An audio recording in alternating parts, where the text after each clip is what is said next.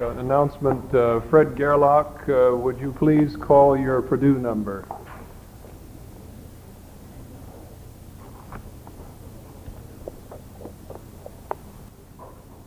Professor Juan Bonta will introduce our next speaker. I have asked for the privilege of introducing Geoffrey Broadbent, not only because it is an honor to introduce him, but also because in my case this has a very strong personal and emotional meaning. I have been closely associated with Geoffrey in various capacities for the last 8 years. The highlight of our relation was my joining the staff of his Portsmouth School of Architecture in Britain for 2 years. I also recall that I've already introduced him in my school in a situation very similar to this one, acting as his host. That was at the University of Buenos Aires. So I would just like to review those nice times. Geoffrey Broadbent is an architect, a writer, and an educator. He is, as I said, head of the Portsmouth School of Architecture. He has published numerous papers, various books. The last one is called Design in Architecture. And he has lectured, I guess, all over the world around. Geoffrey Broadbent. Much. Is that working? No? Did I do something to it? Is that working? Yeah. Thank you very much indeed for that introduction, Juan. We too look back with nostalgia to the time he was with us. I don't understand why he does, because we gave him hardly any leisure at all. Now, like Nick, or should I say Mr. Negroponte, and Dr. Burton, I'm a foreigner, which is why I use the word leisure, not leisure. Also, rather unlike Dr. Burton, I don't come from up there. I come from across there, the other side of the Atlantic. Now, already I've been here for a little while, and you've made me feel very much at home and welcome. I just wish you hadn't gone quite so far with the weather. That was much too like home.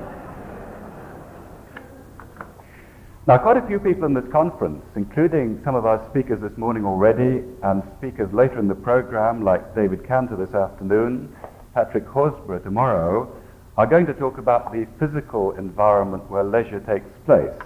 I wish I'd thought of the title that Patrick Horsburgh gives to this, which is recreography, which I guess is the geography of where leisure takes place. Well, I'm going to touch on that in terms of the architectural environments that have been made for leisure to take place in. Like Mr. Negroponte and like Dr. Scruton, I believe that one of the fundamental things about these is the meaning that they have for people.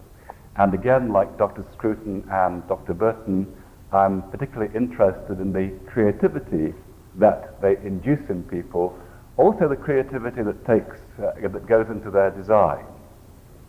However, I do want to issue a slight note of warning. Dr. Burton was talking about a total systems approach to the location of leisure facilities. And I want to start off with an example of where this happened, which seems to me to be one of the fundamental bases of where architecture over the past 50 years or so has gone wrong. Then I want to talk about some things that are going right now. Can I do that with slides? And which of these do I press? Is it the one called 2 left or 1 right? Yes, okay. Well, as you know, there was a revolution in the design of the built environment starting 50 years or so ago with people like Le Corbusier, Gropius, and the rest of them. And the amazing thing is that fundamental to their concept of how city design should change was the idea of design for leisure. What it amounted to is that a number of people around Le Corbusier believed that cities like this, and that's a part of Barcelona, are very unhealthy. There's no place for people to take their leisure in. They were very much concerned with the idea of health, of fresh air, exercise, and those things. And literally, they approached Le Corbusier and said, can you design for us a city where it's possible for everyone, whenever he chooses, to take exercise out in the open air, to enjoy the sunshine, the fresh air, this kind of thing. So he designed for them this concept, which was apartments in blocks, each with its balcony. And the point about that is you had open views over the countryside because the next apartment block was spaced some distance away over the parkland, with grass and trees in between. Also, you had complete visual privacy to do your deep breathing up there. Nobody could see you. And what's extraordinary is that the whole concept of city design emerged out of that. And this is the way it went. Those apartments were going to be located out in the suburbs, and because they were widely spaced, they had to be connected to the downtown area by some kind of rapid transit system. And that meant motorways, at least that's what we would call them in Britain. You might call them highways or something. And that, in a sense, is how Le Corbusier envisaged the center of that city, that you would work up in your glass office building, looking out over the area, and you would be connected to your home by that motorway going right out into the distance. Now, that particular model, and obviously it needs much more elaboration than I can give it in the time available, has set the tone for city design over the past 50 years. That's one result. That's the city of Portsmouth, England. And we've got some little bits of Le Corbusier, those slab buildings where people live. We've got the motorways cutting through. And what's happened, of course, is that that new concept has been imposed onto the existing city, and we've got the worst of both worlds. The people in the old houses in the background there, they have a terrible environment now. People look down on them. The motorway cuts through. It brings noise and dirt and pollution and all of those things. So because that new model of the city, designed around the concept of leisure, has been superimposed onto the old forms of city, everybody loses out. Another thing that's happened, of course, is that the built environment throughout the world has come to look the same. This is a very particular case, Park Avenue in New York, but so many cities in the Western world, again on the models I've been talking about, have aspired to be like that. And one result of all this is, because everywhere is getting the same, there's a great deal of interest now in difference again, giving each place its character, making sure that you're in a very particular location, not just any place at all. That happens in many ways. It can happen at the tiniest possible scale. Even there has been a uniformity over the past 50 years. These are tiny little holiday apartments on the Spanish coast, but they could be virtually anywhere around the Mediterranean. Now, the people who designed those were very concerned about this sense of place, a sense of going to somewhere special where you would enjoy your vacation. And their first step was just to look around at the local vernacular architecture and to draw out of that the flavor, the materials of construction, the shape of the roof, this kind of thing. And that's an attempt to give a genuine sense of identity to fit those little houses at that particular place. The people I'm talking about are the Taller de Arquitectura of Barcelona, and the person who runs this is Ricardo Bofill. That's okay on small scale, but how do you do it bigger? Well, here's some apartments by the same people, and what they've done is to design a standard apartment plan, which really works quite well, and having done that, they realize they can put those together in many different ways, in groups of 4, in a square shape, in a diamond formation, groups of 8, this kind of thing. So the point is, it really doesn't matter how you put them together. What they did is to look across the bay, and there in the distance there's a rock, the Peñón de Ifach, and they simply repeat the silhouette of the rock as the silhouette of the building, with the intention of making that building fit exactly at that place on the Earth's surface and nowhere else at all. They've also picked up from the environment around themselves the color, because the grass in Spain goes that color in the summer, and the roof details, the window details, this kind of thing. This is happening in very many places. It's happening in Britain, just to try and recover again the idea of an actual place to be at, which is not like every other place in the world. But even that has its problems. And okay, so we could go back and simply recreate the old traditional ways of building, but of course we've got to do more than that. A few of the speakers this morning already have talked about the sense of place, the language, the meaning we read into that. But the further question is, what do we do when we get there? Those apartments I've shown, they're simply at the seaside. You go down to the sea to swim, you sit in the sun, there's not much else to do. So a number of people in various parts of the world have thought out how do you actually provide facilities? Here's an early example by Cedric Price, which he designed for London about 10 years ago. And in a sense, it tries to do on a large scale the kind of responsive environment which Mr. Negroponte was talking about on the small scale. In this case, it's simply a kind of shipyard made out of steel towers, and there's all kinds of things lying around, panels of building material, inflatable structures, this kind of thing. And what happens is that on any day of the week, the manager of this place looks at his schedule.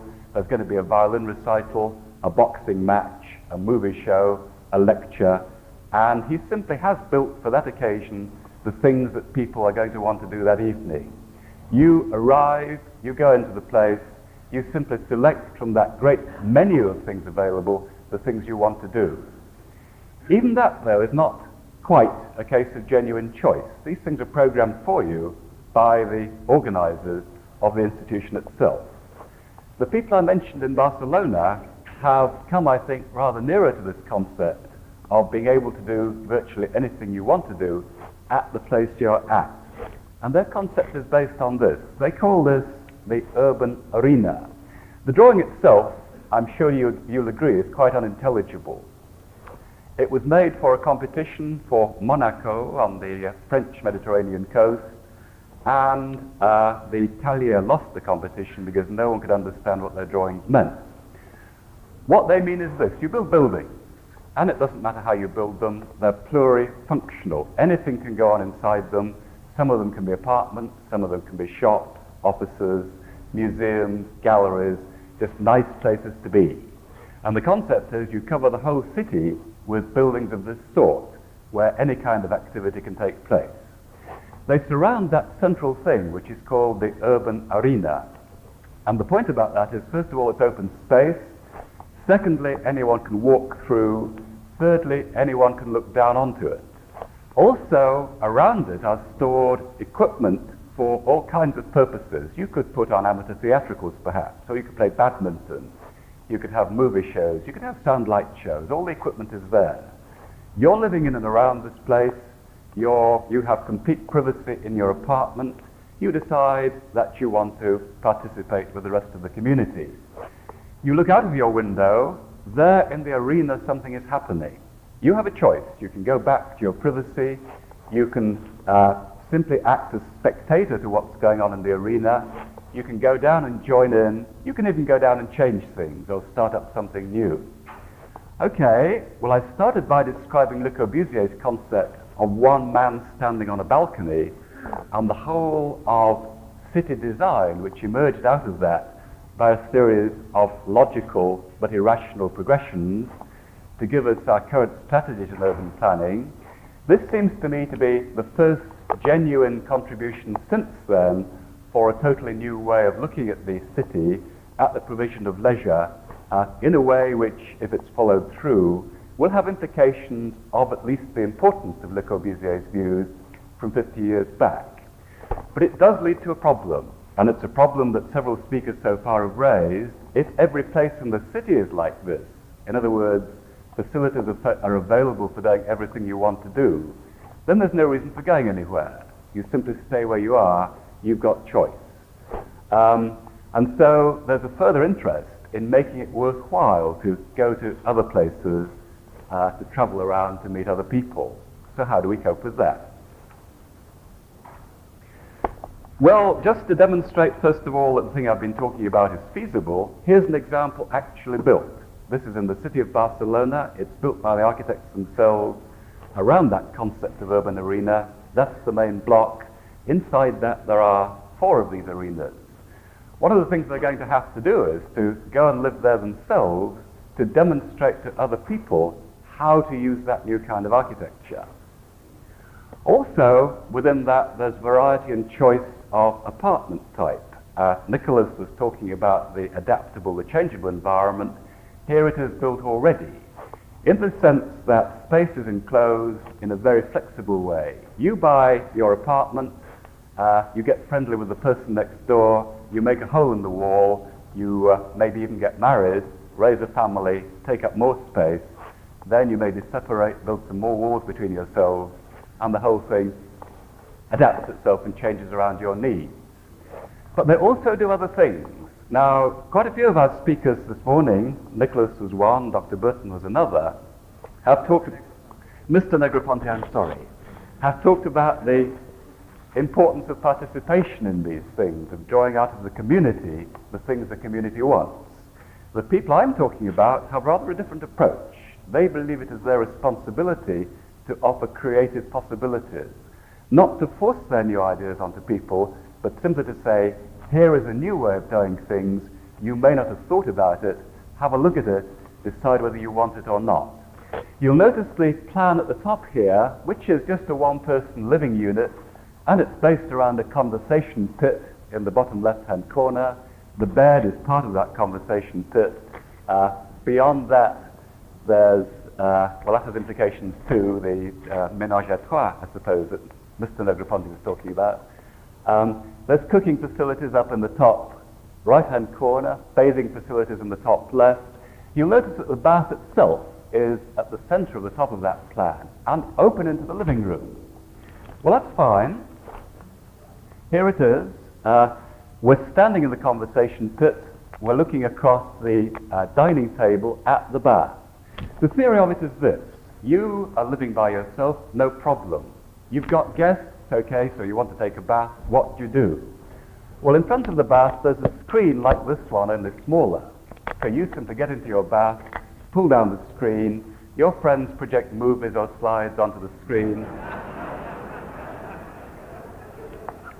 while you're having your bath. Now, there's three amazing things about this. One is that anyone should be creative or foolish enough to design it. The next is that someone should be even more foolish enough to build it. The third thing is that people are actually buying this apartment, and it's selling in quite large numbers in that block we were looking at.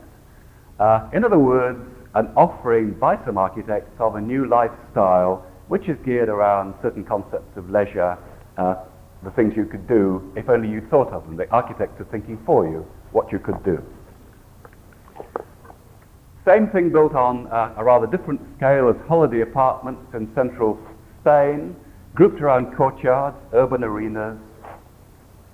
In this case, the planning is rather more complex. Each apartment is a cross, and you can have your apartment made in any way you please. The center of each cross is living space. Your living space can be extended into arms, top and bottom of your cross. You can have bedrooms either side. And where the crosses interlock, there's a square space, that's bathrooms and kitchens.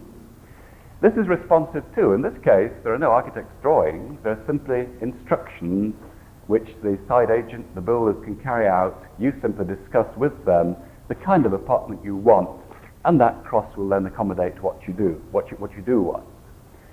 There it is, sitting into the landscape. And there it is relating to the green building we were looking at just now. In one case, it's a matter of trying to make a building fit into the landscape. In the other case, it's a matter of contrasting aggressively with that landscape. And they both work rather well. And they do have collectively this particular sense of place. When you're here, you know you're nowhere else in the world. But that itself is rather contrived. The problem is, because architecture has become so standardized over the past 50 years or so, we really don't know how to do these things very satisfactorily.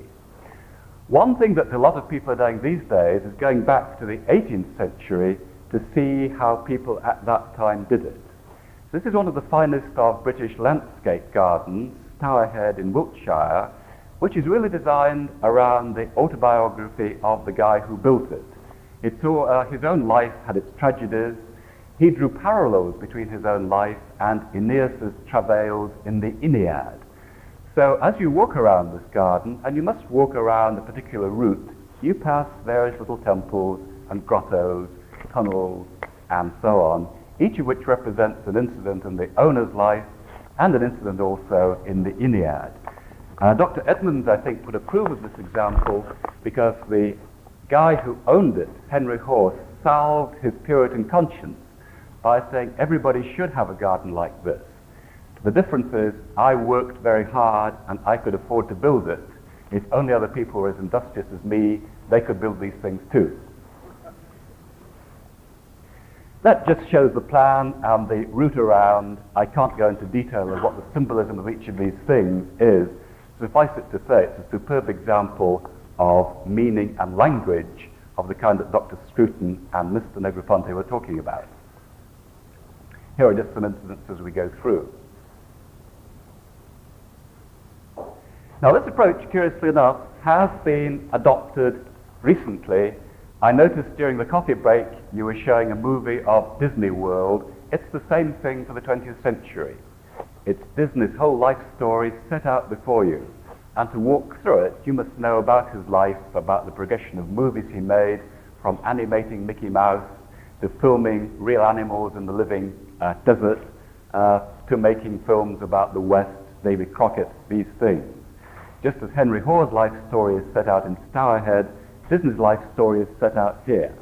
And you walk up Main Street, USA, you then choose which incidents in Disney's life you personally are going to experience.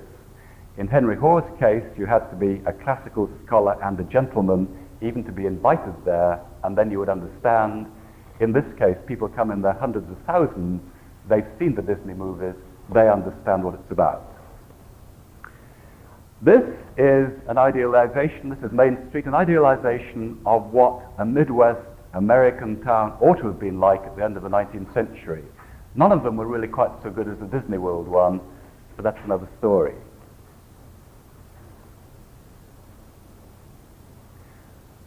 But then they go further. Having set that up, they then begin to simulate the rest of the world also. This is the Wild West built into Florida. You'll notice the burning hut in the background. The Indians have set fire to that, and the gas jets constantly keep the fires burning. This is a kind of trading post just by the waterside. In other words, you don't have to travel around the whole of America. You go to Disney World, and there are many parts of America represented and reproduced for you. There's an Indian encampment, for instance. But it goes further. It also includes the rest of the world, including the Amazon jungle, or the Indian jungle, or the Burmese jungle, whatever it is. You come along here on a programmed ride, your boat is actually running on rails. At the precise moment in time when you're passing the elephant, it raises its trunk and squirts water just to miss the boat, not quite to hit it. Or the hippos come up just miss upsetting the boat. It's all programmed to do that. The point about it is that in terms of experience, how different is that from the real thing? They're very good simulations of animals. It is just like that, going on a wild river somewhere. So one of the tendencies that seems to be emerging is we won't have to travel the world. We'll simply build samples of the world at every place, that everybody can have a bit of everything. It's that same problem again, you see. A kind of entropy is setting in. All the world becomes the same. But there's more to it than that. I started by talking about the way that modern architecture and planning had given us some incredibly bleak environments, which we've tended to call functional. Now, just to show how phony that concept should be, here's one of the two Disney World hotels. It's made out of prefabricated pressed steel hotel bedroom units. Someone earlier on mentioned Holiday Inn. Well, it's that kind of bedroom unit, and they're quite good ones of their kind. You can take that unit, you can slot it into this A-frame, that makes a so-called contemporary hotel. There it is going by trailer to be erected into place. You can take the same bedroom unit, and you can put it behind this wooden lattice work, and you then call that the Polynesian Hotel. Now, by all that's sensible and reasonable and functional, the contemporary hotel is a more honest piece of architecture. Until you start examining this, and you find that the bits of decoration, the wood stuck onto the front to make it look Polynesian, actually serves an extremely important purpose. It also shades the windows from the sun. So what was put there just to be decorative actually makes this a more functional hotel than the other one. And that's been true of quite a lot of architecture recently, that things which are dressed up to have some kind of character, some kind of style, actually do a lot of architectural jobs rather better than the building that just looks functional. And there's one of the Disney World beaches, which is the most beautiful beach you ever saw, better than anything on the Caribbean, except that it's all artificial. The sand is imported, the lake itself is artificial, the waves are artificially generated also, the sand is artificial. The only real thing there is this guy digging a hole around the palm tree.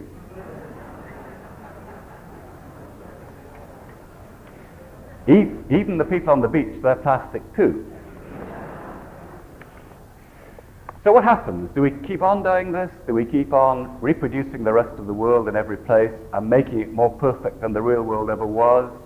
Well, I think we're going to see a good deal more of that in design for the leisure environment, but there is a little bit of hope. The most exotic place I was ever at is this, Canaima on the Upper Orinoco. I don't think even the Disney organization will ever reproduce that. It will be too expensive. Or just close by, Angel Falls, which is 3,000 feet high. Again, they will never reproduce that. That's going to be for real for the rest of eternity. So there is some hope that we won't reproduce the whole thing, we won't reproduce Mount Everest, something on this scale. But in terms of design for leisure, what seems to be happening at the moment is this matter of taking bits and pieces of the world, bringing them all to the same place, so you don't have to go anywhere else. You experience the whole lot where you are. Thank you.